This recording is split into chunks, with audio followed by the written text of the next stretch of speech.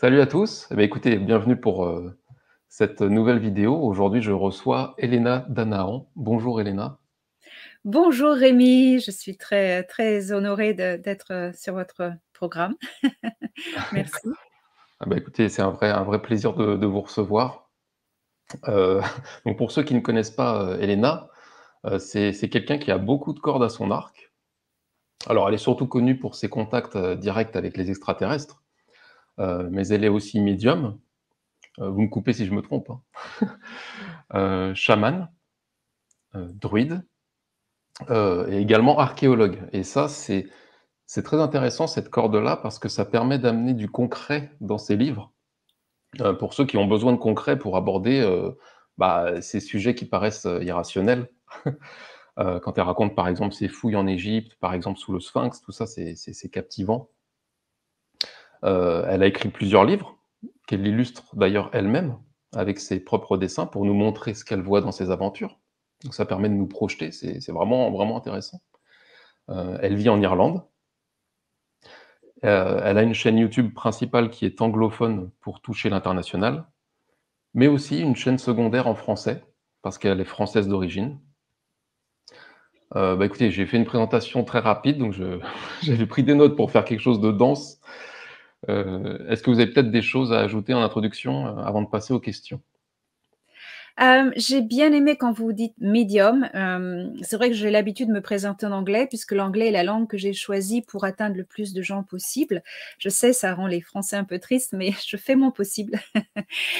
Donc, vous avez dit médium, et donc je me présente jamais en tant que médium, bien que c'est un terme qui vraiment me va. Parce que médium, qu'est-ce qu'un médium? C'est un pont, en fait. C'est un pont entre deux réalités, en fait.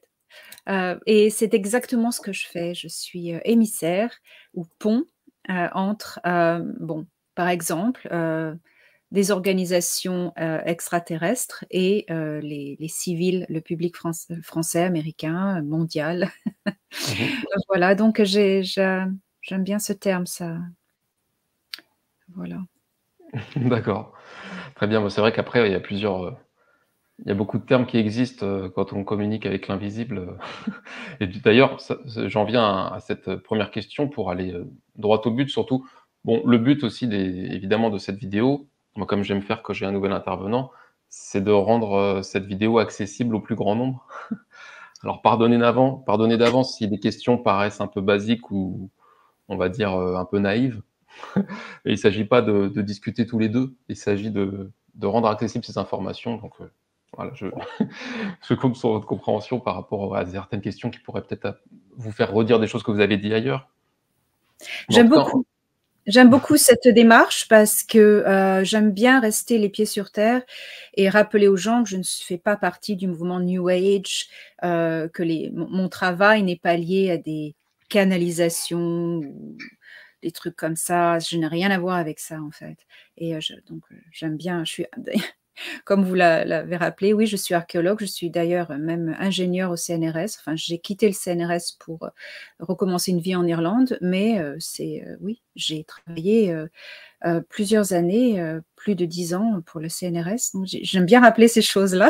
oui, oui, tout à fait, merci de le préciser. Ça, je ne savais pas. Alors, c'était peut-être écrit dans un livre, je suis désolé, l'information m'a échappé. Mais non, merci d'apporter ces précisions. Et du coup, je me permets de rebondir puisque ça rejoint ma première question, hein. Et puis aussi une de vos dernières vidéos où vous avez à cœur de remettre les points sur les i par rapport à tous ces termes.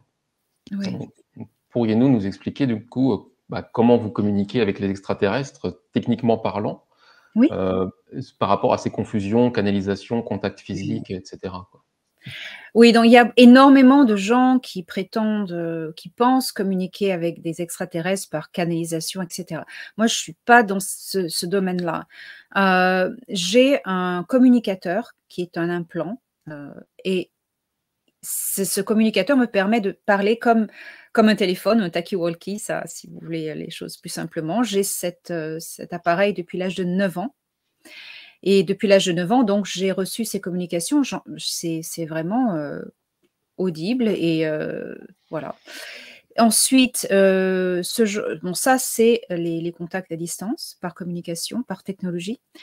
J'ai aussi, il m'arrive d'avoir des contacts télépathiques, sinon avec l'un de mes contacts, mais ça, c'est vraiment occasionnel. On préfère passer par l'implant parce que la communication est beaucoup plus claire. J'ai aussi des contacts physiques, ça c'est l'autre partie de mes contacts, donc physiquement. Depuis l'âge de 9 ans, j'ai été téléportée physiquement à bord de vaisseaux et physiquement, certains extraterrestres se téléportaient dans ma chambre et j'ai ainsi commencé à avoir ces contacts. Je continue à avoir des contacts physiques. Il y a eu des périodes dans ma vie où ça a coupé, parce qu'il y avait les aléas de la vie, je devais voyager, etc., etc. J'ai passé notamment 9 ans en Égypte, dans le cadre de mon travail d'archéologue. Les contacts se sont raréfiés. Pas évident de téléporter quelqu'un en Égypte. C'est pas aussi, comment dire, privé que quand ça se passait en Ah oui. France. Enfin bref, des questions techniques. Et voilà, ça a repris en 2018 avec un événement dans l'ufologie qui est connu en Irlande comme le Shannon Incident, où les apparitions de 2 vaisseaux ont été répertoriées, enregistrées par des pilotes d'avions commerciaux. Il y a des échanges à la tour de contrôle, enfin tout ça c'est répertorié. Shannon Incident en novembre 2018, c'est là où j'étais à bord d'un des vaisseaux, où j'ai pu témoigner. Et je témoignais en fait avant que l'événement soit répertorié. Le lendemain matin, ça a été dans les journaux, c'était assez incroyable. Enfin bref, depuis ce moment-là, j'ai repris contact physique, téléportation, en haut, en bas. Voilà, donc c'est la manière dont je communique. Ok, d'accord. Et par curiosité, du coup, cette première, comment dire, téléportation, du coup, à l'âge de 9 ans, suite à laquelle, du coup, j'imagine, vous avez eu cet implant. Ça Oui, arrive en même temps, c'est cohérent. voilà, voilà. Hem, Techniquement, du coup, cet implant, ça se fait comment? Enfin, bon, après, si c'est trop, si c'est pas important, bon, je vous laisse, passer à Oui, la alors question d'après. c'est une communication, comment on dirait, quantum technologie, la quantum connectivity, la connectivité quantum. C'est-à-dire que bon, c'est une science on a commencé à découvrir récemment. Donc il n'y a pas il y a pas de voyage de l'information du point A au point B. Il n'y a pas un voyage linéaire, comme par Mmh. exemple avec nos téléphones, avec Internet en ce moment. OK. Il y a un voyage linéaire. La connectivité quantum, ça, il n'y a pas de voyage linéaire. C'est un transfert, une téléportation d'informations en fait. OK, Voilà. OK. Et donc, il n'y a rien entre les points A et point B. Donc, on ne peut pas hacker ce système, ces communications. C'est le Ah oui, futur oui. d'Internet. C'est ce que Elon Musk est en train de mettre au point avec les satellites Starlink. C'est pour un Internet quantum. C'est le futur de la connectivité. Moi, j'avais déjà bon, c'est une technologie extraterrestre. Moi, j'avais déjà ce procédé depuis l'âge de 9 ans. Donc voilà, c'est ainsi que ça marche. D'accord, c'est intéressant, ouais. Ça me permet de faire le lien entre d'autres, parce que si je comprends bien, c'est exactement le même lien qu'entre le soleil et le cristal central de la Terre, au final. Il y a ce lien direct qui n'est pas linéaire. Enfin après, peut-être que je m'évade du sujet, hein, mais c'est le déclic que je fais, en tout cas le lien que j'y fais moi, parce qu'on dit toujours qu'il y a un lien entre le cristal central de la planète et le soleil, et qui n'est pas un lien linéaire par rapport à ceux qui pensent, qu'il n'y a que, ce qu'on voit, comme vous disiez, ce lien linéaire, il n'y a pas d'autre terme. Et c'est un lien, oui, qui est, ouais, j'aime bien le terme téléportation d'informations, ça me parle. Merci. Merci. Et alors après si ça va trop loin dans les détails et que c'est pas important, enfin voilà, je vous laisse le droit de me dire: «Oh, c'est peu importe», hein. Mais comment cet implant, du coup, vous a été implanté, techniquement parlant, quoi? Est-ce que c'est quelque chose vraiment qui est purement lumineux, vous avez rien ressenti? Ou alors, c'est quand même physiquement quelque chose? Oui, j'ai bien ressenti. D'accord. Alors, je décris tout ce procédé dans mon livre OK. Le don des étoiles, pour ceux qui veulent en savoir plus. Mais alors, comment ça s'est passé? J'ai été enlevée, en fait, par des petits gris de Zeta Reticuli quand j'avais 9 ans. Alors ceux-là sont des vrais teignes, hein. C'était, ben, ils n'interfèrent plus avec la Terre maintenant, mais donc ils travaillaient pour des extraterrestres régressifs, hein, du groupe Orion. Ils m'ont enlevée et comme des millions d'enfants, de mon âge, hein, on met des trackers et on les prépare pour le programme de l'hybridation. Donc ils m'ont, mis ce tracker. C'est un tracker en fait, hein, ça envoie un signal comme un signal GPS, hein. C'est Mmh un mh. signal de location enfin bref. Et donc comment ils me l'ont implanté physiquement? Physiquement avec un appareil avec 2 aiguilles qui m'ont foncé, dans la tête quelque part et pour déposer cet implant. Alors il n'est pas métallique, donc ça fait qu'il ne peut pas être détecté aux rayons X, parce que j'ai eu beaucoup de radio rayons X à l'époque. Après, j'avais des maux de crâne épouvantables. Personne ne pouvait détecter cet implant. Il n'est pas métallique. Il est d'une matière organique qui est totalement assimilée avec il y a une coque organique, mais à l'intérieur, alors à l'intérieur, il est transdensité, pas transdimensionnel, transdensité. C'est-à-dire que la matière, les particules de c'est petit comme un grain de riz, un peu courbé en fait. C'est la taille d'un grain de riz, c'est un peu courbé. Les particules qui composent la matière, de la structure atomique de cet implant, Mmh. vibrent à une fréquence plus rapide. Ça fait que, ils sont dans une densité supérieure de fréquence. Ça fait qu'ils ne peuvent pas être détectés ou vus, hein. Si on ouvre le crâne en deux, on ne voit rien. Voilà, mais il est là dans une fréquence plus rapide. Donc si on diminue la fréquence, il va devenir visible et solide. Voilà, c'est ça, voilà exactement de quoi c'est fait. Donc c'était un tracker à l'époque. OK. Alors, ensuite, j'ai été pendant cette abduction, cet enlèvement, j'ai été sauvée par, les gens de la Fédération galactique avec qui je communique et ce sont ces gens-là qui ont communiqué avec moi toute ma vie et donc ils l'ont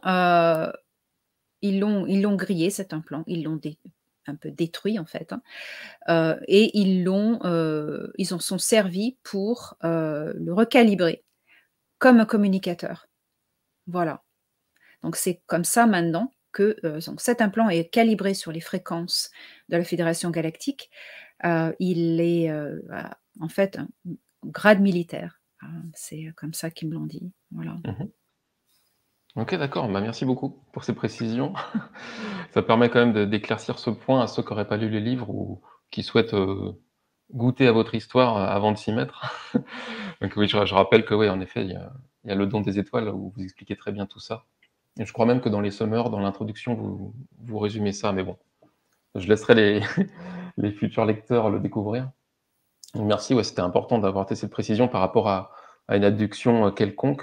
Une abduction, oui, c'est ça? Enfin, l'enlèvement, comme vous Abduction disiez. en anglais, donc je pense que c'est oui, je sais pas comment dire Oui, en c'est français. vrai, souvent le terme revient souvent en français aussi. C'est donc un enlèvement, qui concerne du coup des êtres, on va dire, involutifs. Vous avez été sauvés et du coup, quelque part, ça a transmuté cet implant, ce qui permet, vous, de plus être, on va dire, manipulé négativement, mais au contraire, d'avoir des informations plutôt, évolutives quoi, lumineuses. Je sais pas quel terme employer sans tomber dans le new age bisounours. Oui. J'adore cette expression. Oui, des positifs, enfin, c'est sécurisé. Voilà. OK, voilà, très bien. Bon, merci. Hem, alors j'avais une question aussi, c'était comme du coup, à partir de là, à partir de cette capacité à communiquer, comment savez-vous si une décision nécessite votre intuition seule ou l'avis des extraterrestres avec qui vous êtes en contact direct? Par exemple, tout bêtement pour approuver cette interview, avez-vous ressenti un oui intuitif duquel vous vous êtes contenté ou avez-vous demandé leur avis? Alors j'ai toujours été à 100 en possession de mon libre arbitre de décision. OK. Les messages, les communications que je reçois, c'est comme vous parlez avec quelqu'un au téléphone, hein, c'est la même chose. Ça demeure une conversation avec quelqu'un. Après moi, je prends mes décisions, voilà, je suis indépendante mes décisions sont indépendantes de mes communications. Bon, quelquefois, même assez souvent, on me dit, bon, la personne me dit: «Bon, je sens pas cette personne» ou recherche. Ils me diront jamais ne parle pas à un tel ou parle à un tel. Ils me diront, si je pose la question ou s'il y a un danger, Mmh. voilà, fais attention quand même, renseigne-toi sur cette personne ou ce groupe de gens. Donc c'est comme ça qu'ils font. Et la décision finale, toujours, c'est moi qui la prends. OK, merci. Hem, alors ensuite, je voulais savoir, enfin, beaucoup de gens se disent que si les extraterrestres existaient et qu'ils étaient méchants, ils nous auraient déjà tués et s'ils existaient et qu'ils étaient gentils, ils nous auraient déjà sauvés. Très Voyez bonne le question. Vous voyez le principe? Donc question basique, hein, mais pour Oui. répondre aux sceptiques qui se la posent. Pourquoi Alors les extra Excusez-moi, je me permets de vas-y, vas-y. reformuler la vraie question. Pourquoi les extraterrestres bienveillants n'interviennent-ils pas, par exemple, en Palestine en ce moment? Voilà.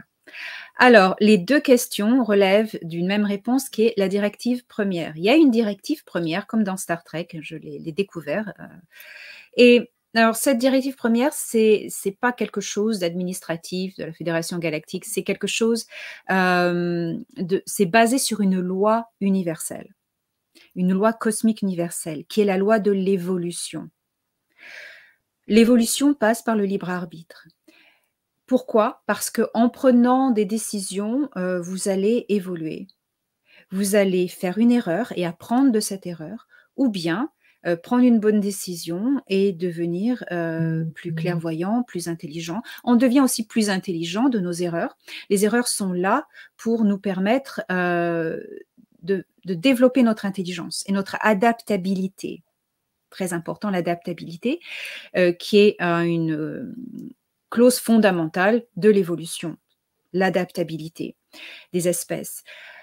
Si l'on intervient dans l'adaptabilité et le pouvoir de décision d'un être, on va stopper son évolution. L'être va devenir dépendant, des conseils ou de la guidance d'une autre personne et va stopper son évolution. Voilà, alors déjà il y a ça. Alors ça, c'est la Mmh. directive première. Alors ça répond aux 2 questions dans le fait que pourquoi? Alors, si les extraterrestres négatifs existent, pourquoi nous ont-ils pas toujours tués? Parce que s'ils avaient alors, on va prendre les extraterrestres négatifs, s'ils avaient voulu, prendre cette planète et attraper tout le monde et les emmener pour, l'esclavage ou la nourriture, comme ça, ils auraient eu affaire à la Fédération galactique qui est en charge de faire respecter ces lois de l'évolution. On ne va pas interférer avec une culture qui, n'est pas au même degré d'évolution, technologie et aussi en conscience. Donc si les involutifs, comme on dit en français, avaient attaqué la Terre direct, de plein front, ils auraient été en guerre avec la Fédération galactique qui les aurait, éjectés. Alors ils ont fait différemment. Ils l'ont quand même fait, mais en dessous, en sournois, avec les gouvernements, faisant des accords et voilà. Ça, c'est une autre histoire. Maintenant, l'autre partie de la question, pourquoi ils ne nous sauvent pas? Eh ben, c'est la même réponse, parce que s'ils venaient alors c'est quand même terrible d'intervenir dans l'évolution d'une civilisation par exemple, on va tuer tel ou tel leader qui sont pas sympas avec leur peuple. Mais ça, c'est terrible de faire ça parce que, c'est une ingérence, quand même, incroyable. Et prenez l'exemple d'un enfant. Je ne sais pas si vous avez des enfants.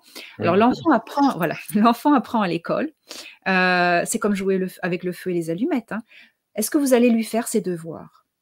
L'enfant va trouver soit en face d'un problème mathématique, heu, qui lui est donné parce que le professeur estime que l'enfant a la capacité de résoudre ce problème, donc le problème mathématique va lui être donné et l'enfant vraiment a du mal, hein, se met à pleurer et c'est trop dur, je vais pas y arriver et je vais rater mon examen. Est-ce que vous allez lui donner la solution du problème? Eh ben non. Eh ben non, vous allez le guider, vous allez lui dire: «Regarde, je pense que tu n'as pas assez regardé cette équation-là. Regarde plus en détail, peut-être que tu vas comprendre quelque chose». Ou alors vous allez lui mettre porter l'attention sur un autre élément de l'équation. Et essaye, regarde, est-ce que tu as bien regardé ça? Voilà, c'est exactement ce qu'ils font. C'est exactement ce que la Fédération galactique fait avec les terriens. Ils nous guident, ils nous aident. Et même physiquement aussi, hein. Bon, il y a eu des accords pour créer des programmes de protection, etc. Un autre sujet. Voilà, j'espère que ça répond à votre question. Oui, oui, tout à fait. Non, non, mais c'était intéressant d'avoir votre réponse claire par rapport à ça. Parce que pour les gens qui tomberaient là-dessus, pour la première fois, c'est quand même une question de base que tout le monde se pose. Donc merci. Et puis évidemment, vous développez ce genre de questions dans vos livres. J'invite les gens à s'y intéresser. Alors autre question.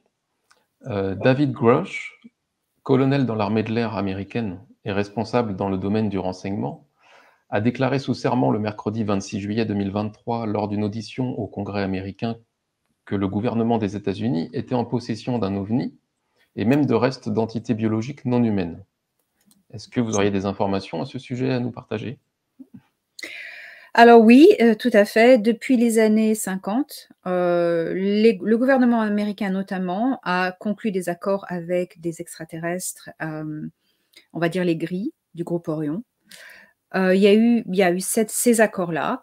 Bon, je pense qu'il est bien de développer cette question en plus en détail parce que c'est important. Et alors tout ce que je vais dire, les gens peuvent vérifier, hein. C'est des données qui ont été enregistrées historiquement. Il y a des recherches qui ont été faites à ce sujet. Je n'invente rien dans ce que je vais vous dire. Dans les années, ça a commencé dans la fin des années 40, il y a eu plusieurs crashs d'OVNI, notamment il y a eu le crash de Roswell, bien sûr, mais il y a eu aussi d'autres crashs où il y a eu des corps qui ont été récupérés par les autorités, notamment les autorités américaines, et aussi des vaisseaux qui ont été aussi pris et emmenés dans des hangars, notamment à la base de Wright-Patterson, qui s'appelait différemment à l'époque. Et ensuite, bon, ils ont créé la zone 51 ensuite, et d'autres endroits. Ces morceaux d'OVNI qui ont été récupérés ont commencé à être étudiés. Et les corps aussi ont été mis à l'écart. L'information au départ a commencé à sortir, mais ça a été bloqué tout de suite parce que qu'est-ce qui s'est passé? Les petits gris, on va dire ça, qui sont des involutifs, ont commencé à entrer en contact avec les gouvernements et à essayer de tourner autour du pot. Est-ce que vous voulez regarder cette belle technologie? Est-ce que vous voulez collaborer avec nous? Tout ça. Tant et si bien qu'en 1954, la Fédération galactique des mondes, hein, pas de lumière, la Galactic Federation of Light, ça n'existe pas, c'est un truc New Age. La Fédération galactique des mondes, ou des planètes, on va dire, on l'appelle la Fédération galactique, a pris contact avec le gouvernement de Eisenhower, et ils ont dit, voilà, on vous propose un deal, si vous voulez. Si vous collaborez avec nous, on va vous aider à vous sortir de ce mauvais pas avec les gris. Ils ont dit, ils vont revenir et ils vont vous demander de signer des agréments, un contrat, quelque chose. On vous conseille de ne pas accepter. Vous faites ce que vous voulez, mais on vous conseille de ne pas accepter parce que regardez qui ces gens sont. Alors, vous avez toutes les données, maintenant vous pouvez choisir sagement ce que vous voulez faire. Nous, ce qu'on vous propose, c'est vous aider à créer un système de défense. Donc, avec l'US Navy, c'est ce qu'ils ont commencé. Donc, Eisenhower a signé avec la Fédération galactique pour commencer un programme de défense avec l'US Navy. Donc, il y a eu des personnels de la Fédération galactique, des humanoïdes qui ont pas infiltré, mais qui ont collaboré, qui ont commencé à venir travailler sur Terre avec l'US Navy. William Tompkins a été un grand divulgateur de ce programme. C'est ainsi que la flotte Solar Warden a été construite. Donc, voilà ce qui s'est passé. Et bingo, un an plus tard, en 1955, voilà ce qui se passe, les grilles arrivent, deuxième contact avec toujours l'administration Eisenhower. Donc, ce qui était très intéressant, c'est que ces vaisseaux qui ont atterri en 1955 sur une autre base aux États-Unis avaient des grilles d'Orion, des grands grilles, des Eban. Alors, eux, c'est les chefs. Et il y avait aussi des reptiliens. Alors, ça peut partir sur un autre sujet. Il y avait des reptiliens et il y avait grands reptiliens humanoïdes dans ce vaisseau. C'est pas moi qui invente, hein, c'est des divulgateurs, des gens, des témoins, des gens qui ont témoigné, des mécaniciens qui étaient là sur la base, des gens qui ont témoigné, ok. Je fais que répéter les témoignages. Il y avait aussi un officier nazi. Alors ça, c'était choquant. Pourquoi? On était en 55.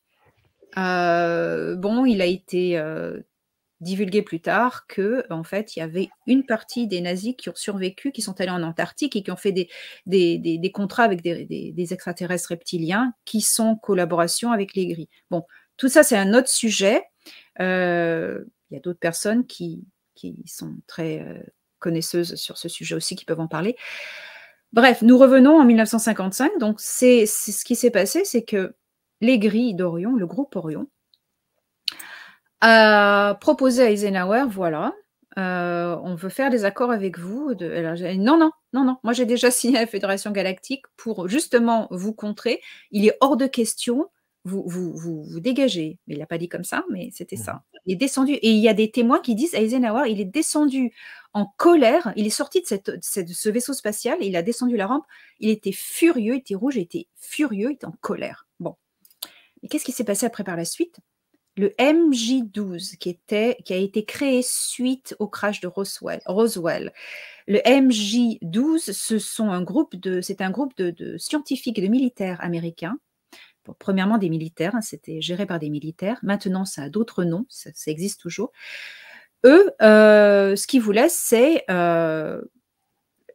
travailler avec l'économie de la guerre, avec l'État profond, se faire de maximum de profit sur l'industrie de la guerre. Alors, ce qu'ils ont fait, c'est que eux, ils ont dit au Grimm, attention, il y a eu un deuxième meeting avec eux, où le MJ-12 a passé des accords avec ces gris et ces reptiliens, justement. Et alors, c'est là que les problèmes ont vraiment commencé.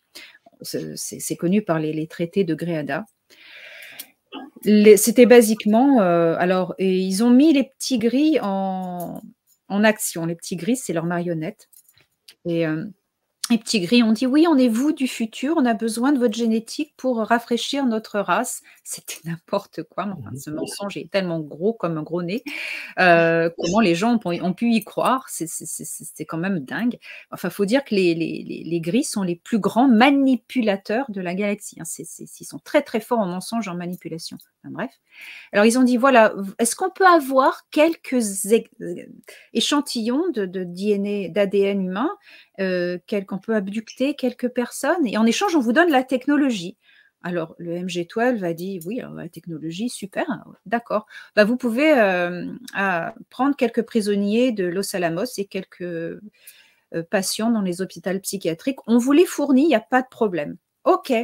Et en échange, on construit des bases souterraines. Et les gris ont dit, et ça, il y a des témoins qui ont dit, les gris ont dit, vous ne vous occupez pas de vos affaires, on ne s'occupe pas des vôtres. Voilà, et on collabore. Et qu'est-ce qui s'est passé? C'est que ce n'était pas une poignée de prisonniers, tout d'un coup, ça s'est développé comme ça, des millions de gens enlevés par an, pour servir à plusieurs choses. Programme d'hybridation, esclavage interplanétaire, et aussi, on va le dire cash, nourriture. Donc voilà ce qui s'est passé. Et alors, pourquoi maintenant les gouvernements cachent les récupérages d'OVNI, les corps? Parce que si ils ouvrent une petite porte, ils donnent un petit peu, mais là, ça ouvre à tout le reste.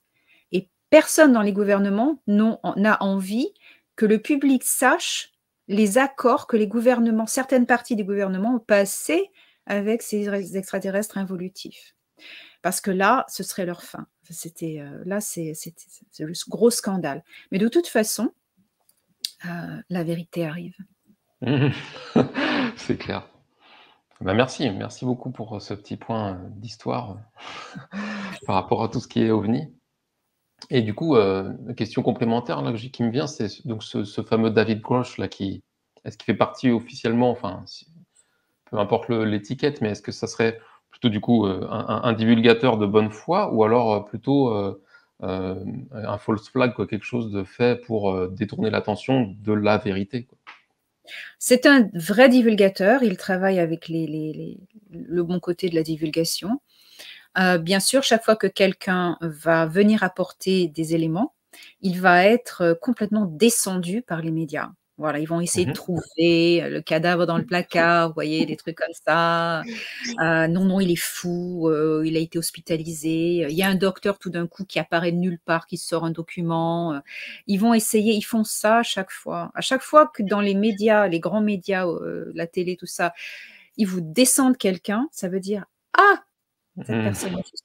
Voilà. Merci de mettre l'attention sur cette personne et de nous valider qu'il a raison et ce qu'il dit, c'est pas des bêtises. Très bien, merci. Alors prochaine question, c'est, par rapport au livre Alien Interview, qui raconte l'entretien donc entre l'extraterrestre de Roswell et une infirmière, nommée Matilda O'Donnell McElroy, qui est irlandaise. Alors c'est une belle synchronicité, je trouvais, avec vous qui vivez en Irlande et je voulais savoir Oui. tout bêtement, du coup, est-ce que vous avez un lien direct avec cette Matilda qui s'est donc entretenue, par télépathie avec l'extraterrestre de Roswell en 47? Non, je n'ai aucun contact avec cette dame. Je pense qu'elle est décédée d'ailleurs. Oui, oui, bien sûr, mais un Voilà. contact, vous voyez ce que je veux dire? Indirect, peut-être, je Non. veux dire une incarnation parallèle, vous voyez? Ah non, non, non, non. D'accord. Ah non, non, c'est pas moi. Voilà, c'est Non, non, parce que voilà, voilà. Non, mais il faut préciser, bien sûr. Alors, ce qui s'est passé, c'est que oui, c'est une dame qui a été utilisée. Hein. Elle était, moi, je pense qu'elle était vraiment authentique. Elle a été utilisée. Bon, j'ai fait vérifier ces informations, bien sûr. Et mmh en fait, le petit gris de Roswell, c'était une opération d'infiltration, un cheval de Troie, comme on dit. Hein. OK. Voilà, donc elle a été utilisée pour faire passer des informations qui sont quand même édifiantes. Moi, quand j'ai lu le livre Alien Interview, on m'a dit: «Lis ça, lis ça, lis ça». J'ai dit: «OK». Et j'ai fait des bonds sur ma chaise parce que ça corroborait, plein de choses que je connaissais au niveau des extraterrestres, mais pas en positif, en fait, pas en positif. Je me suis dit: «Mais ce petit gris, mais attends, mais c'est un Zeta Reticuli, c'est un infiltrateur et c'est un manipulateur, en fait». Quand il parle bon, déjà, il ne dit pas: «Il vient de Zeta Reticuli», il vient ou elle, cette entité, vient d'un système double, avec de 2 étoiles. La personne décrit, l'entité décrit exactement le système, double système stellaire de Zeta Reticuli, avec d'autres éléments qui vraiment, il y a pas de doute, c'est là-bas. Ensuite, il s'appelle son organisation s'appelle le Domaine. OK, le Domaine. Mmh. Ah mais non, les grilles d'Orion s'appellent les dominions ou le domaine aussi. C'est la traduction. Nebu, c'est leur nom, signifie les dominateurs, les maîtres. OK. Le domaine, voilà, c'est ça. La traduction en français, c'est le domaine, mais en fait, en anglais, the domain, c'est the dominion. Voilà, c'est exactement la même chose. Et la façon dont ils décrivent, alors ils sont en guerre contre un ancien empire, mais ça, je connais l'ancien empire, c'est l'empire Anak ou Anunnaki, qui leur a fait la guerre depuis des lustres. Ils décrivent exactement, ça correspond à des données que moi, je savais. J'ai lancé l'alerte, j'ai dit attention, manipulation, voilà. Ah, c'est intéressant ce que vous dites, parce que c'est vrai que moi, ce livre, j'ai ressenti beaucoup de vérité à l'intérieur, mais avec un fond de pessimisme ou de quelque chose qui était pas, forcément, lumineux. C'est ça, Donc, c'est comme ça qu'ils font. C'est comme ça qu'ils font. Ils donnent des vérités pour qu'on accroche.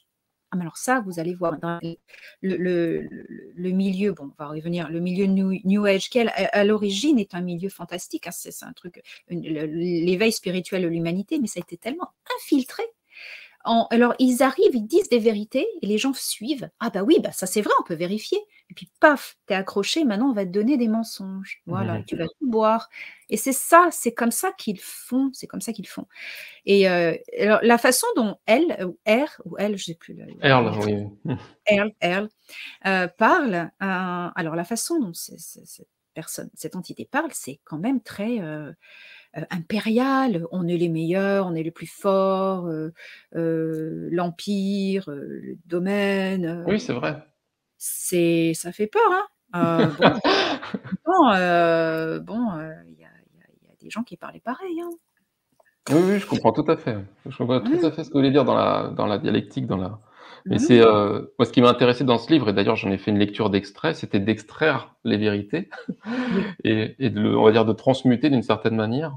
Enfin, c'est même clairement ça, en apportant uniquement le la enfin, de dire ce que je considérais, comme information juste, hem et sans justement, digresser sur ce qui est on va dire ce qui est l'enrobage, historique et complètement subjectif du coup de son appartenance à ce domaine et tout ça que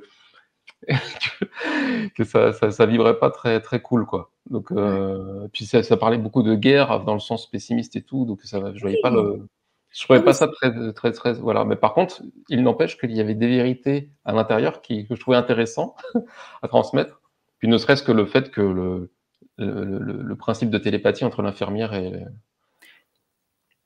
donc le Earl en question, enfin voilà, c'est des choses qui sont intéressantes à je veux dire, ne serait-ce que pour déjà ne pas tomber dans le canular quoi. Ne pas avoir vous voyez ce que je veux dire?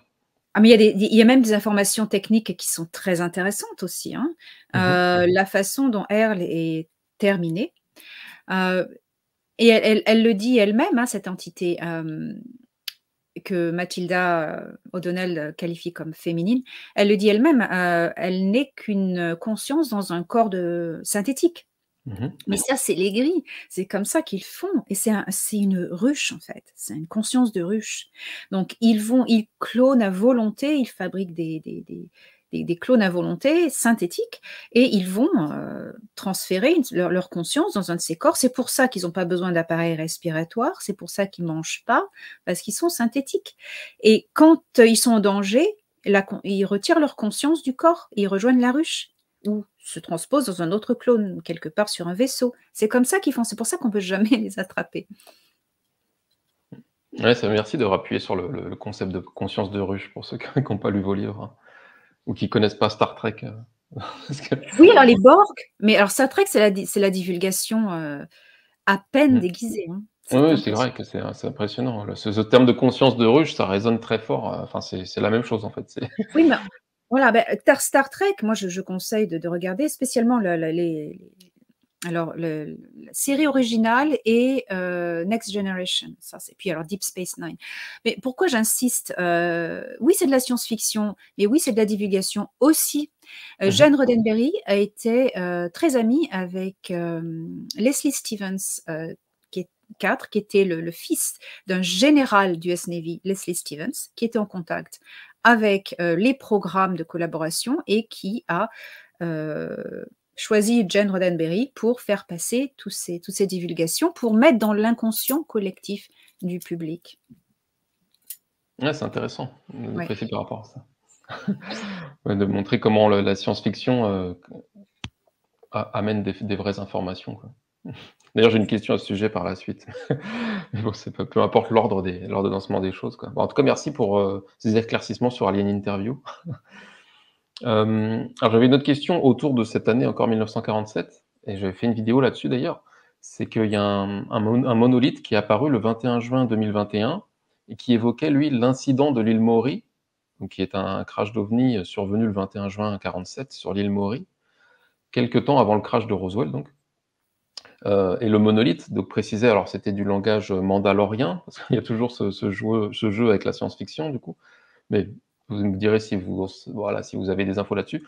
Il disait que c'était le premier contact de l'incident de l'île Maury. Le monolithe précisait que c'était le premier contact. Donc est-ce que vous aviez des précisions par rapport à cette volonté d'attirer notre attention sur cet incident? Est-ce que déjà Alors l'incident de l'île Maury vous connaissez? oui, non, je j'ai pas vraiment d'informations au niveau de ces monolithes. J'ai toujours été un petit peu, sceptique, Mmh mais mh. je sais qu'avant Roswell, il y avait le crash de Aztec, qui est une ville, hem, en Amérique, aux États-Unis, où il y a eu, juste alors c'est l'administration, Truman, où il y a un vaisseau s'est écrasé et dedans, il y avait des humains. Le seul survivant était un homme adulte et il avait avec lui des bébés extraterrestres, humains.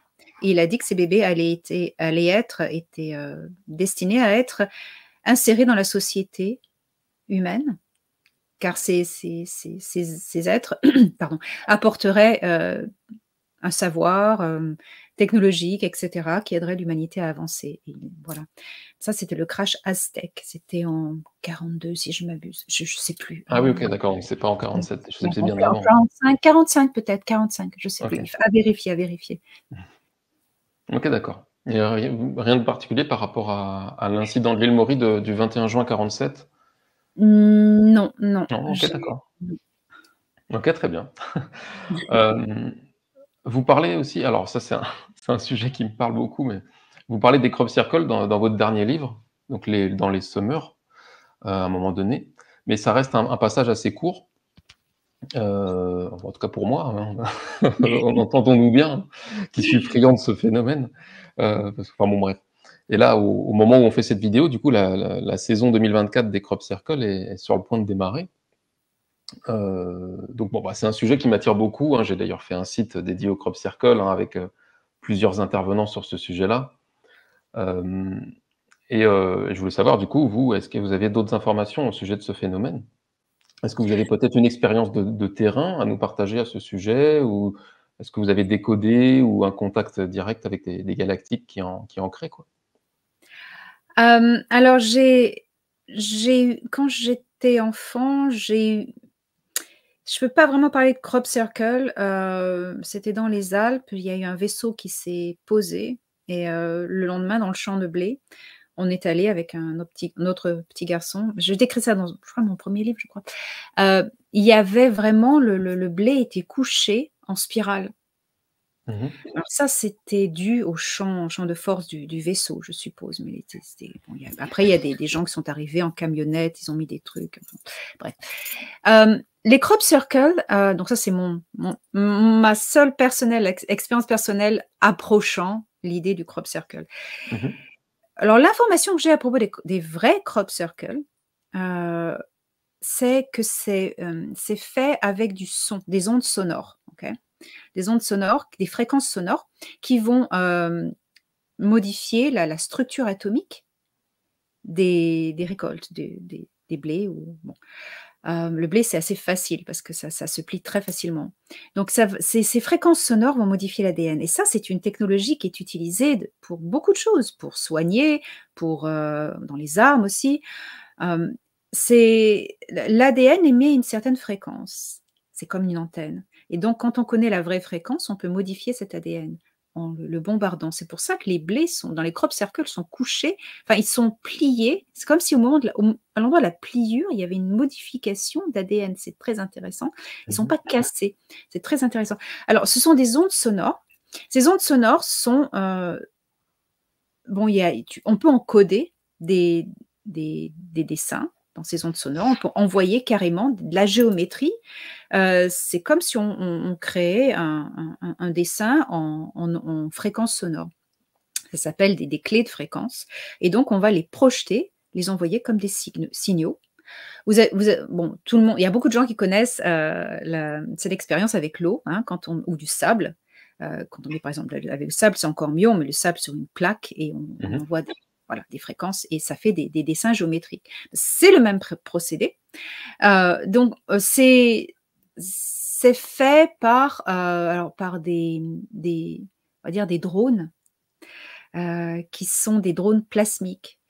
On reparle encore de cette, technologie quantique de téléportation d'informations. Donc il y a un vaisseau ou un endroit quelque part qui peut être un vaisseau en orbite ou qui peut être dans l'intraterre quelque chose dans l'intraterre aussi, hein, ça va téléporter cette information dans ces drones et ces drones vont projeter ces fréquences, ces clés de fréquences sur les blés, dans les champs. Donc il y a ça. Donc l'origine, ça peut être extraterrestre, ça peut être aussi intraterre. Bon, Ça se passe beaucoup dans les îles, en Angleterre par exemple, dans les îles, il n'y a pas trop en Irlande, hein, pas vraiment, en Angleterre. Pourquoi? Parce que ben là, ça dit beaucoup. Euh, les peuples d'intra-terre sont liés à certaines géographies. Vivant en Irlande, j'ai étudié les mythologies, les mythologies locales, le druidisme, le paganisme local. Je suis très, très intéressée. J'ai même étudié le druidisme, à devenir même druide qualifié, parce que je voulais vraiment aller jusqu'au bout des études pour comprendre. Eh bien, on dit que les esprits ne traversent pas l'eau, les esprits ne traversent pas la mer. Donc, quand il y a une île, les esprits vont rester dans l'île. Qu'est-ce qu'on entend par esprit? Les fées, les gens qui habitent sous terre, hein, dans ces îles-là, et c'est spécialement en Angleterre, les gens de l'intra-terre. Voilà, ils vont pas changer d'endroit. Voilà. Alors ça, pour moi, c'est la preuve que en Angleterre, sur l'île anglaise, eh bien, ce sont les gens de l'intra-terre qui envoient ces signaux, ces orbes. D'ailleurs, elles ont été filmées. Il y a des vidéos qui filment carrément ces orbes en train de passer au-dessus des champs, et on voit les champs, là, brrr, il y a les trucs qui se forment, là, c'est assez incroyable. Bon, ce serait ma réponse, ma vision, mon interprétation des crop circles. Très bien, bah, merci beaucoup. Merci beaucoup, comme j'ai ma réponse, enfin j'ai votre réponse par rapport à ce sujet-là. Je vais pas digresser davantage parce que comme je disais, j'en parle déjà beaucoup de ce sujet. Ce qui m'intéressait, c'était d'avoir votre approche. J'ai pas de Voilà. questions complémentaires. Merci Bon, d'avoir été très alors, clair. excusez-moi, je voulais rajouter quelque chose aussi. Il y a beaucoup de... Alors, tous les crop circles ne sont pas faits par ce procédé, hein, par ces gens-là. Il y a des fraudeurs. Hein. Il y a beaucoup de fraudeurs qui vont Oui. faire des faux crop circles. Ça, je veux aussi le dire. Hein. Il y en a pas mal. Voilà. D'ailleurs, c'est marrant parce qu'il y en a eu un là. Mais c'est à mourir de rire parce que ça se voit que c'est humain. Encore quand c'est bien fait, bon, ça peut être amusant. Et comme on fait certains, j'appelle ça des faux sceptiques, qui sont plutôt, on va dire, bornés et qui cherchent à se moquer tout simplement de ce qu'ils ne connaissent pas. Où c'était fait assez proprement pour pouvoir tromper et pouvoir, on va dire, se moquer. Et il y en a qui le font et ça se voit tout de suite que c'est humain parce que c'est complètement raté. Et justement, il y en a un qui est apparu là, en Alsace, comme par hasard, à côté de chez eux, entre nos deux, parce qu'on devait s'enregistrer la semaine dernière. Et finalement, on fait ça cette semaine. Et entre-temps, il y a eu un crop circle qui est apparu en Alsace. C'est drôle, mais c'est clairement, bon, ça se voit que c'est un crop circle humain. Mais je trouvais ça amusant comme clin d'œil, quoi. Oui, et il y a un truc, alors là, Rémi, vous mettez le doigt sur quelque chose de très important, qui est, à chaque fois qu'il y a une évidence, les gouvernements de certaines organisations vont faire tout leur possible pour fournir des fausses preuves qui peuvent être débunkées, pour juste faire effondrer le tout, quoi. Par exemple, quand il y a les crop circles, voilà, ben, oh là là, ça c'est un peu embêtant parce que là, c'est bien visible. On va faire des faux crop circles qu'on va débunker, donc ça va faire tomber tout le truc. C'est pareil avec les gens qui filment des ovnis. Ça s'est passé tellement souvent qu'ils prennent des photos, qui filment les ovnis, des trucs vraiment authentiques. Et ben alors, on va balancer sur Internet des trucs faits par intelligence artificielle avec des faux ovnis, des montages les mêmes gens vont par la suite débunker. Et du coup, la vraie information est décrédibilisée, comment on dit en français, Oui, parce que voilà, c'est ce qu'ils font. Voilà, ça c'était un bon truc à rappeler aux gens. ouais, je suis entièrement d'accord. Parce que cette technique de tuer dans l'œuf tout de Voilà, suite la vérité avant qu'elle se répande. c'est ça. D'ailleurs, enfin, je veux dire que, enfin, c'est la technique de l'amalgame. Hein, c'est une des techniques aussi utilisées par les politiques. On crée un faux ennemi. Là, ils font un faux crop circle. Ils démontent leur faux crop circle. Mais à quel moment c'est la vérité sur les crop circles? Mais bon, c'est Voilà, drôle. voilà, c'est ça, C'est c'est Voilà, ça. mais bon, c'est vrai que les personnes qui sont rassurées de ne pas y croire, et ben, du coup, ils vont se raccrocher à ce genre de fausses informations. Mais bon, ça fait partie du jeu, hein, de l'évolution, comme vous disiez tout à l'heure, au début. C'est ça, discernement. Et quelque part, ce qu'ils font, ces gens-là, des organisations cachées, noyer le poisson, comme on dit, Mmh. quelque part, ça sert aussi notre évolution parce que ça nous forge à Ouais. développer un discernement, mais en béton. Ouais, je suis tout à fait d'accord. C'est pour ça qu'il y a pas à tomber dans la critique comme eux, ou quoi, au contraire, quoi. Il y a juste à avoir confiance au discernement vibratoire de chacun. C'est ça.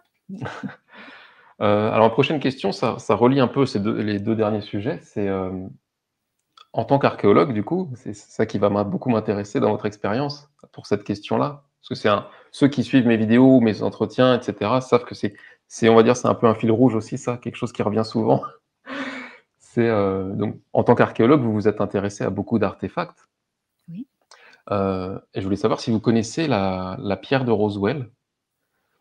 Alors c'est l'image qu'on voit en haut, d'accord? C'est une pierre qui a été découverte en 2007 par quelqu'un qui se promenait, dans le désert de Roswell, en fait, tout simplement.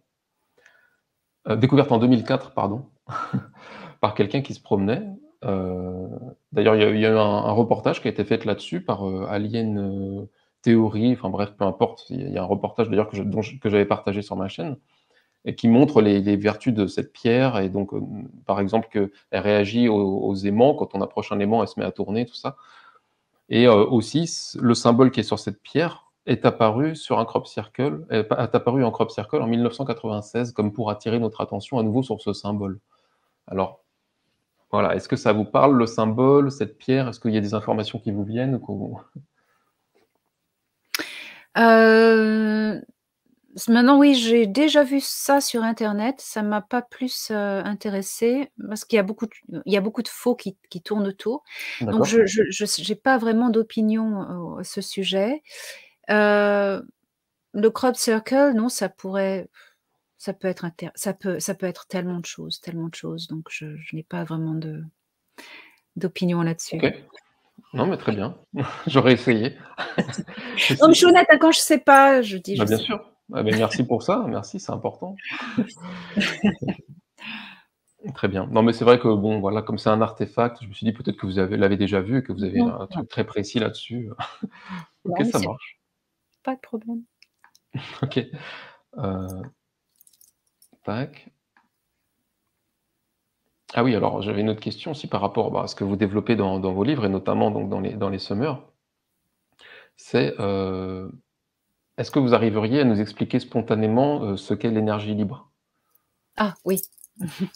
Alors l'énergie libre, c'est, une énergie qui est présente partout dans l'univers, dans l'éther, on va dire. L'éther, c'est le médium interstellaire. C'est ce qui flotte dans l'univers. Le médium interstellaire est composé de particules. C'est pas vide, hein, le vide n'est pas vide, en fait. Et ces toutes petites particules sont là, à l'état latent, immobile, s'il y a rien, voilà, entre 2 galaxies, il y a aucun champ gravitationnel, elles sont là, elles bougent pas. Bon, quand on approche de la gravité, alors les particules vont commencer à bouger, à s'exciter. Bon, par exemple, si on envoie une impulsion à travers l'éther, ça peut être une impulsion, électromagnétique, ça peut être une onde de compression. En général, c'est une onde de compression, c'est ce qui marche le mieux. Qu'est-ce qu'une onde de compression? On peut appeler ça une onde scalaire. Bah, scalaire, ça veut dire qui est capable d'être mesurée. C'est très vague.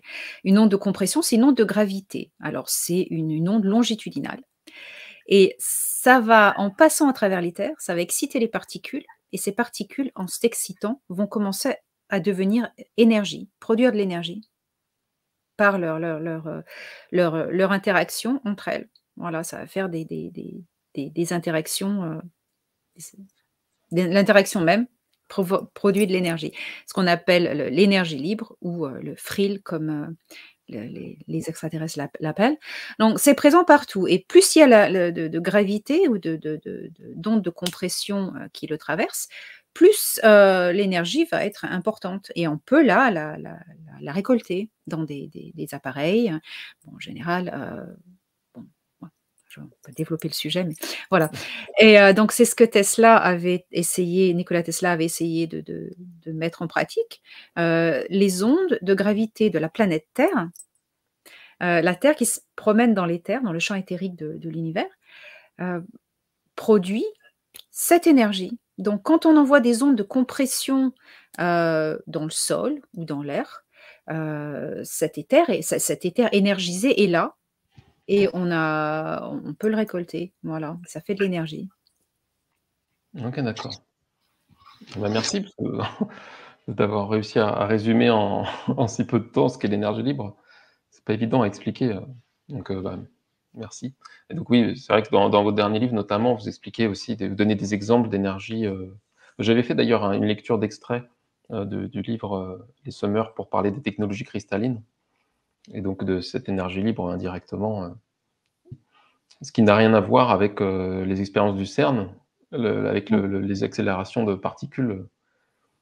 non. D'accord, parce qu'à un moment donné, comme vous quand vous parlez de compression et de c'est vrai que ça va ça fait penser à ces à ces accélérateurs de particules, mais ça n'a rien à voir, quoi. C'est Non, non, ça n'a rien à voir. Ils essayent de trouver des particules encore plus infimes. Bon, ça, c'est la version officielle, mais ce qu'ils essaient vraiment de faire, c'est d'ouvrir des portails. Donc, ça n'a rien à voir. Ouais, d'accord. Non, mais parenthèse intéressante. ouais. Comme dans Stargate, en fait, ils veulent, Oui, oui, tout à fait, tout à fait. Tout à fait, voilà. Le thème des portails, oui, ça, c'est encore un autre sujet qui est bien vaste. OK, ça marche, merci. Pardon. Je vous en prie. Ensuite, alors oui, ça on en a parlé tout à l'heure, mais peut-être qu'il y a d'autres références à citer, puisque vous expliquez souvent donc que plein de révélations et de divulgations sont faites à travers des films et séries de science-fiction pour habituer petit à petit les gens à la vérité.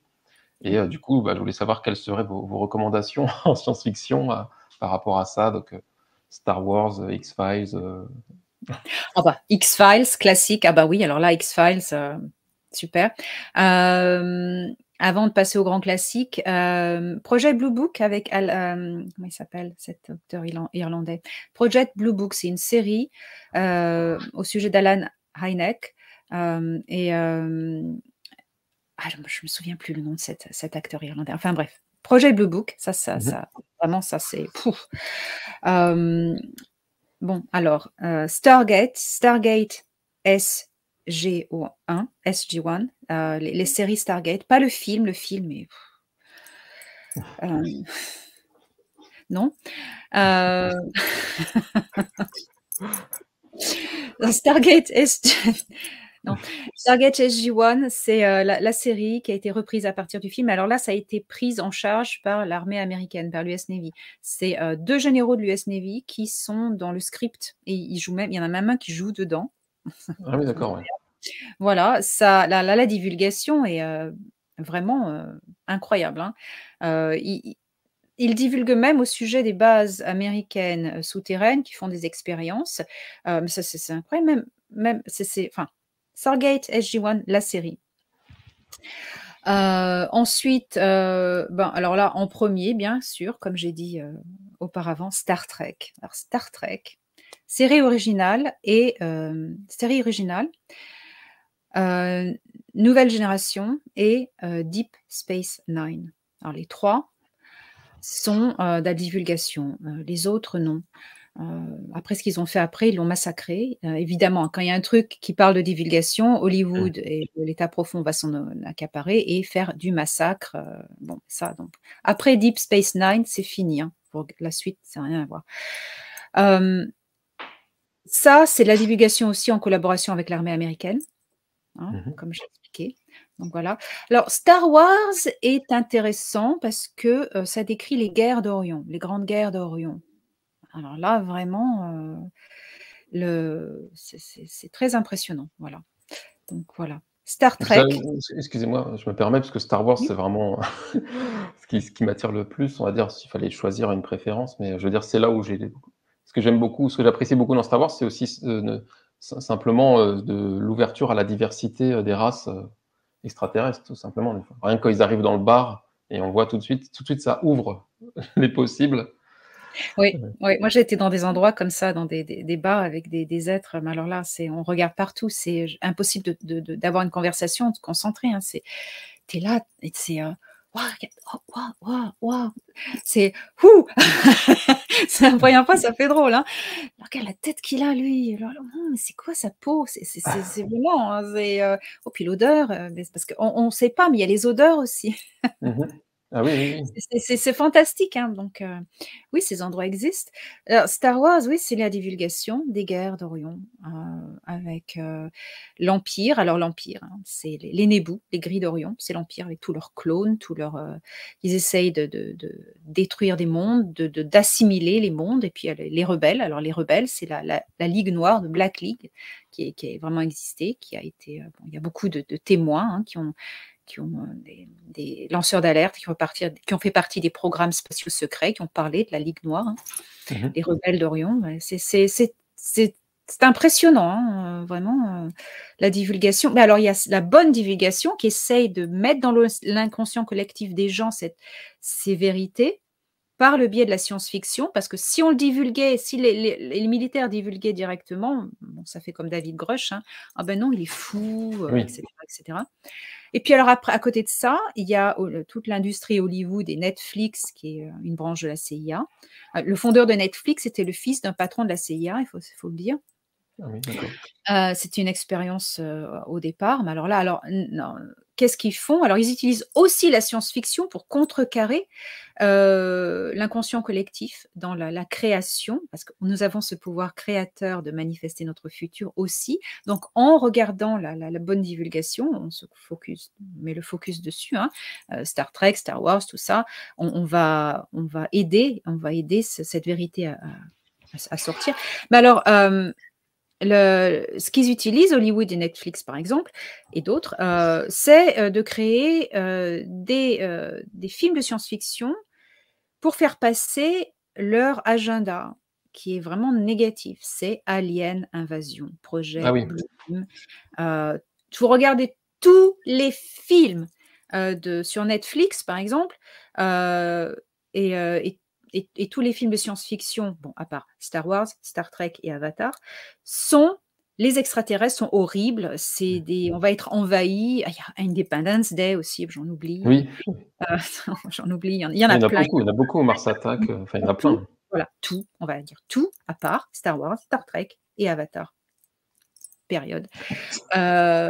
C'est pour faire passer dans l'inconscient collectif des gens, les extraterrestres, c'est des méchants, ils vont nous envahir, etc. Mais pourquoi? Pourquoi ils s'acharnent à se faire ça? Mais pourquoi? Pourquoi il y a pas ils font pas des films avec des extraterrestres positifs? Parce qu'ils ont un agenda. Alors qu'est-ce que c'est? Bon, il y a beaucoup de gens qui ont entendu parler du projet Blue Beam, qui est un projet de faire une fausse alien invasion.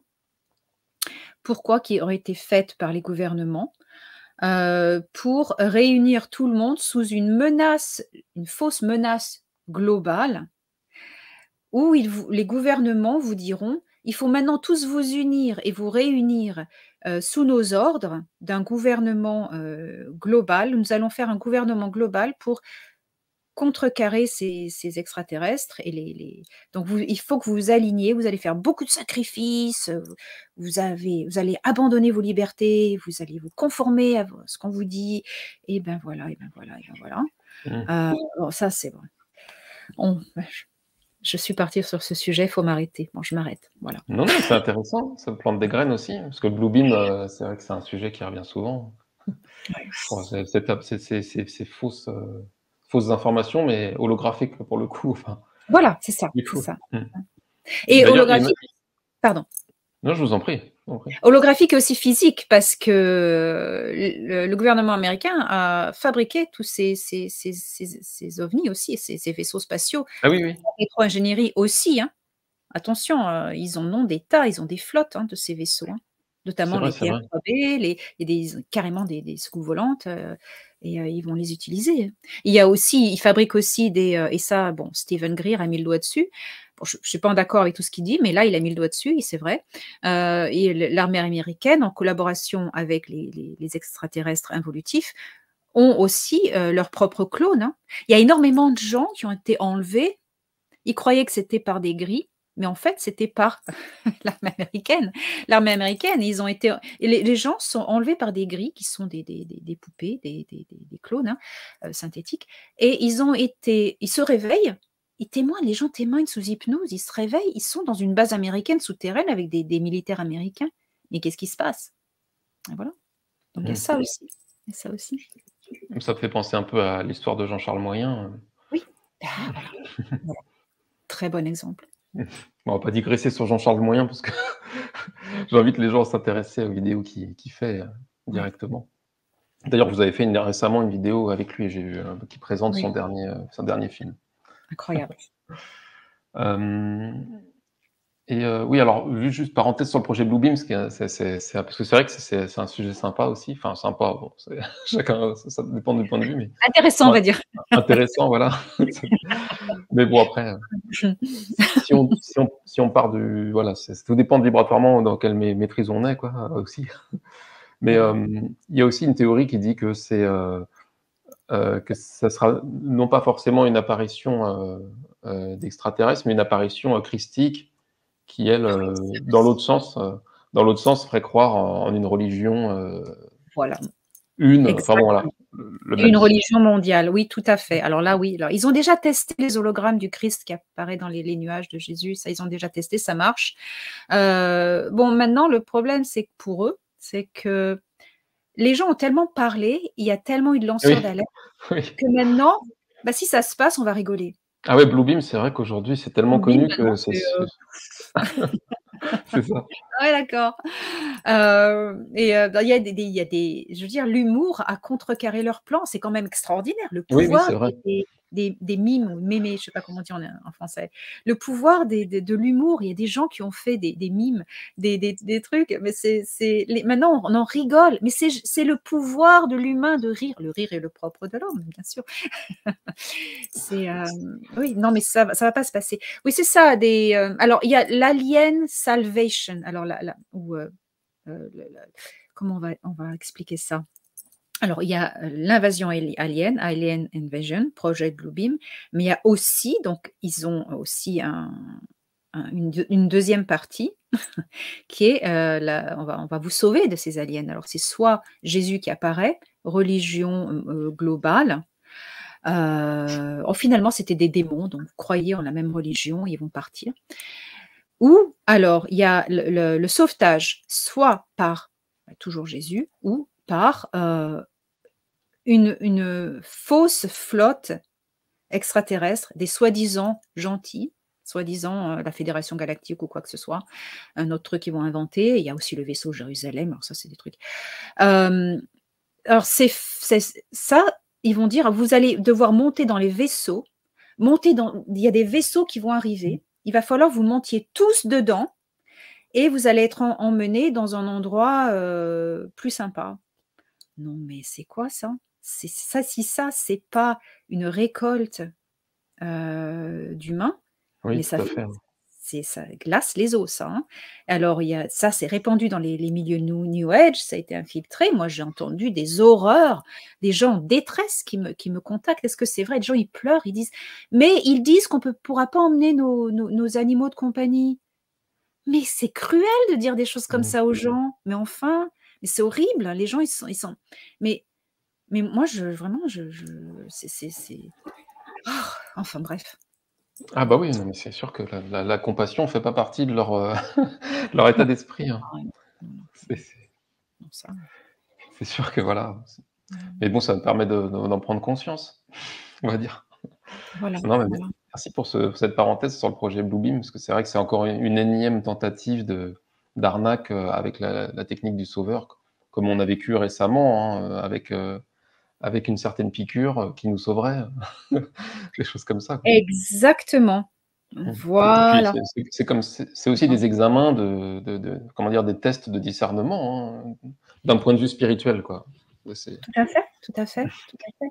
Après, voilà, alors c'est un test aussi de discernement à un niveau supérieur, tout en gardant à l'esprit que les gens qui se sont fait avoir, c'est pas parce qu'ils sont bêtes, c'est parce qu'ils ont été influencés. mmh Tout Moi, à je fait, connais ouais. des gens très éduqués, très intelligents qui se sont fait avoir, et ça, c'est la manipulation et tout le monde peut tomber dans le panneau, sans distinction. Ouais, entièrement d'accord. Moi, j'ai des exemples autour de moi aussi de personnes, qui sont pas forcément, inversement, hein, pour, ce que vous disiez, mais c'est le même principe, qui ne sont pas forcément, sortis de Polytechnique, mais qui ont ressenti intérieurement que il y avait quelque chose de pas clair avec cette histoire. Voilà, voilà, donc Alors que, ils sont pas spécialement voilà, c'est pas ouais, ils ont pas de sang de QI quoi, sans vouloir les dénigrer. Mais comme ouais, quoi c'est quelque chose d'intuitif, c'est quelque chose d'intérieur, c'est autre chose que le QI quoi. ouais, ouais, tout à fait. Hem, Très bien, bah, merci. Après je voulais savoir tout simplement aussi, puisqu'on arrive à la fin de notre entretien, en tout cas des questions précises que j'avais. Mais, bon, la porte est ouverte à toute digression, hein. Simplement une question ouverte, c'est que vous partagez donc beaucoup d'informations sur votre chaîne anglophone. Mais est-ce qu'il y a aussi un résumé d'informations galactiques récentes que vous souhaiteriez nous partager, ici en français et qu'on n'aurait pas évoqué? Hem, oui, alors il y a une grande guerre à l'échelle galactique qui a lieu en ce moment. Mais c'est une grande guerre qui est nécessaire. C'est une espèce de pas de purge, j'aime pas ce mot, mais de rebalancement, de rééquilibration, des forces, des fréquences dans cette galaxie. Il y a eu il y a eu 2 grands empires, qui ont vraiment causé beaucoup de mal dans cette galaxie, à assimiler des mondes, à détruire des populations, à être la cause de grands exils de populations, de l'esclavage intergalactique. Ça a été horrible. Il y a eu donc les Nébus, les gris d'Orion, qui sont maintenant, c'est fini, ils ont été, démantelés, on va dire. La ruche a été démantelée, mais il demeure le deuxième autre empire, qui est l'empire des Sicars, qui est un empire d'êtres de culture reptilienne. Attention, hein, quand je dis reptilien, toute vie est à honorer. Il y a beaucoup de cultures reptiliennes qui ne sont absolument pas partie de l'empire Sicar, qui sont des êtres honorables. Mais alors ceux-là, c'est des vrais... je vais rester poli. Les Sicars, voilà. Ceux-là ont vraiment causé beaucoup de mal dans la galaxie. Ils ont aussi eu une influence sur Terre. Hein. Ils ont collaboré avec le Quatrième Reich, les nazis, dans les bases souterraines aussi, avec le gouvernement américain. Enfin, tout ça a été lié. On ne va pas revenir sur ça. Grand Mmh. sujet à développer.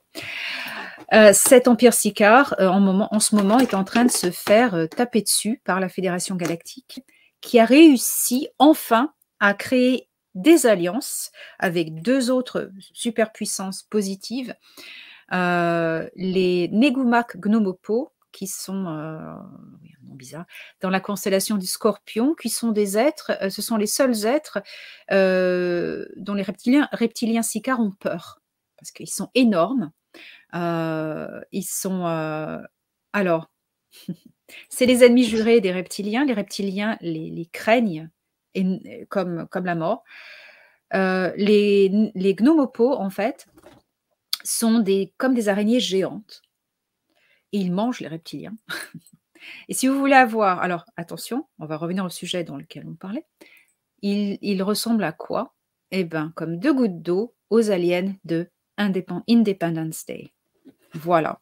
Alors les aliens de Independence Day, regardez l'opération psychologique sur les foules.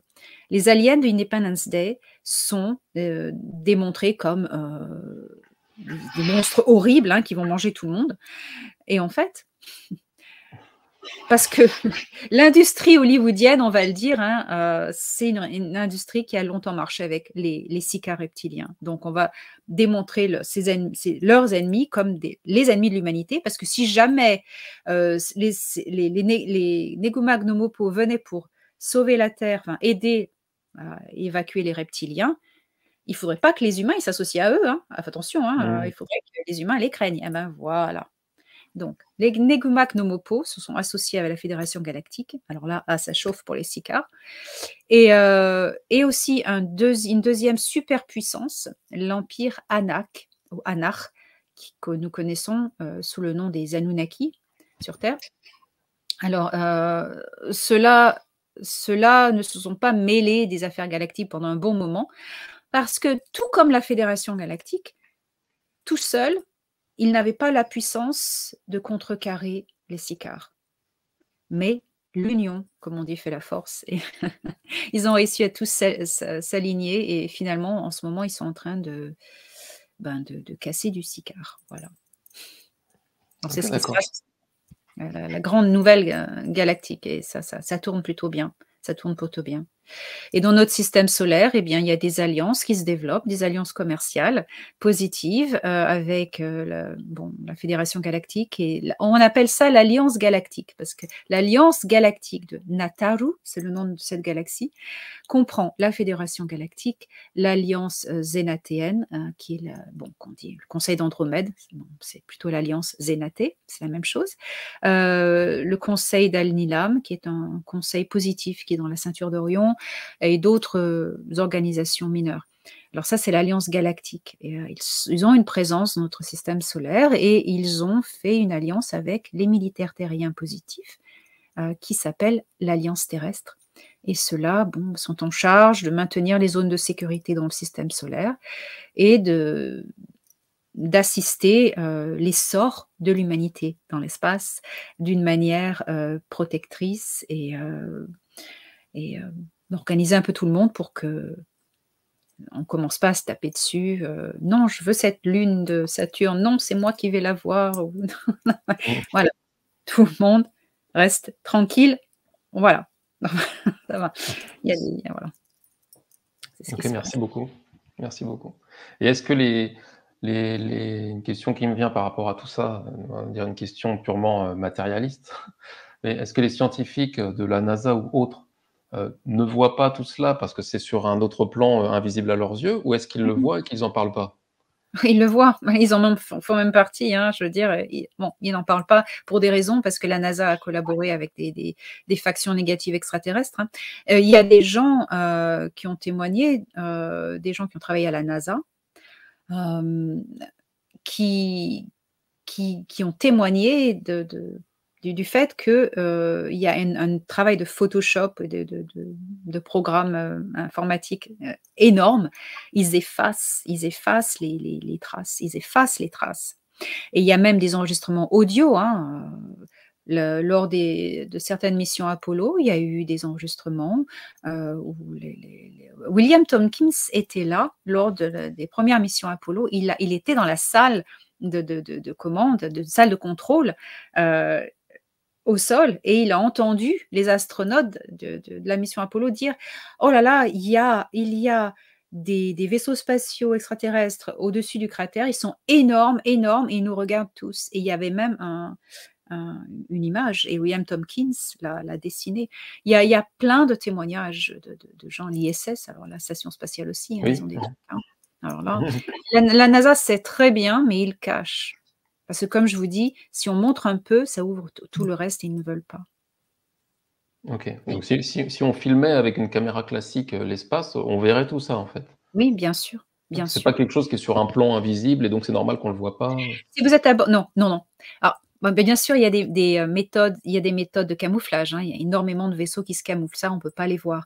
Mais la plupart des vaisseaux qui peuvent être filmés, donc d'un vaisseau spatial terrien, sans champ de torsion, parce que quand vous êtes dans un vaisseau extraterrestre qui utilise des champs de torsion, aucun appareil ne fonctionne, hein. Donc, on ne peut pas filmer, prendre de photos, ça ne marche pas.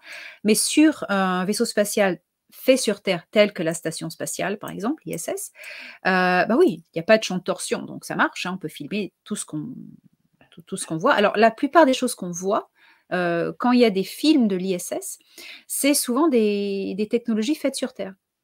Parce que alors les techniques de rétro-ingénierie ne maîtrisent pas les champs de torsion. Donc, les TR3B utilisent des champs de torsion, mais juste en moteur. Ils ne vont pas utiliser son champ de torsion sur tout l'appareil. Donc, ils sont encore visibles.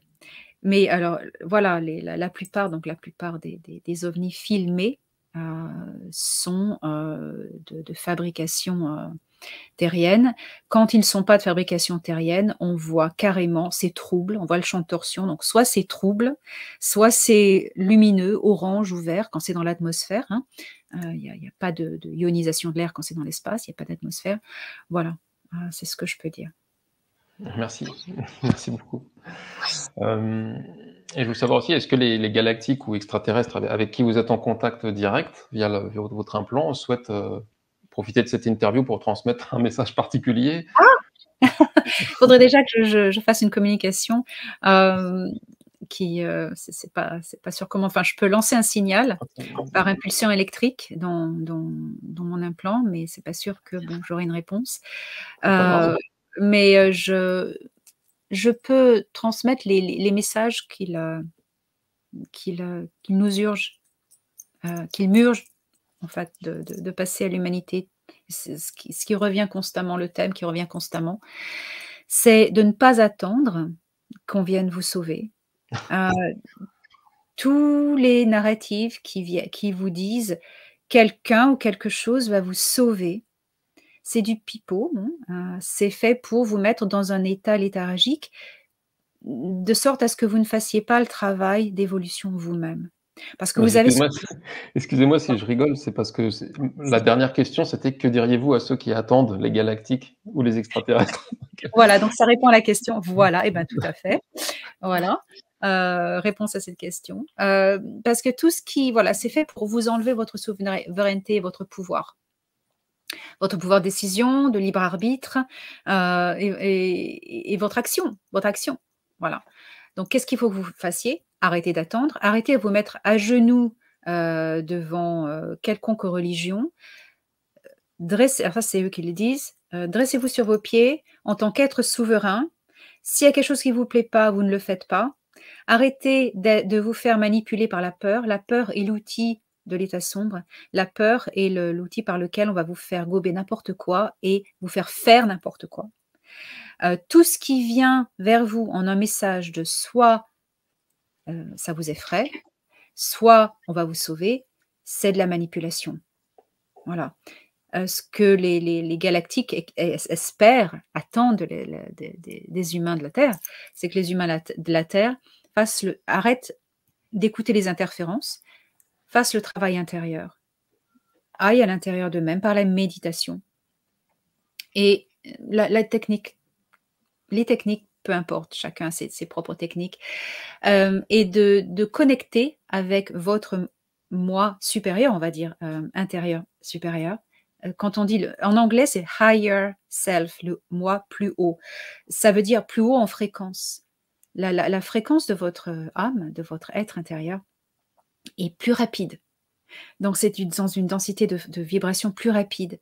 Et quand vous vous attunez à cette fréquence, vous élevez votre fréquence et votre fréquence de conscience, vous élevez la vibration, le taux vibratoire de votre conscience, et vous allez pouvoir être en connexion avec un savoir supérieur, avec ceux qui sont de la même fréquence que vous, votre famille d'âme par exemple, et aussi vous allez découvrir votre potentiel. Le potentiel de la conscience humaine, alors ça c'est le message final de ces êtres, le potentiel de la conscience humaine est tellement énorme, nous pouvons changer cette réalité.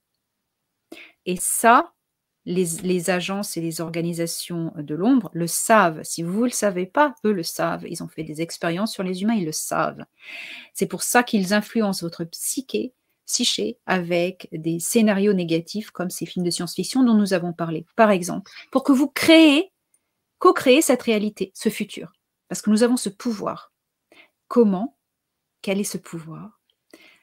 Pouvoir de la conscience, pouvoir de la manifestation.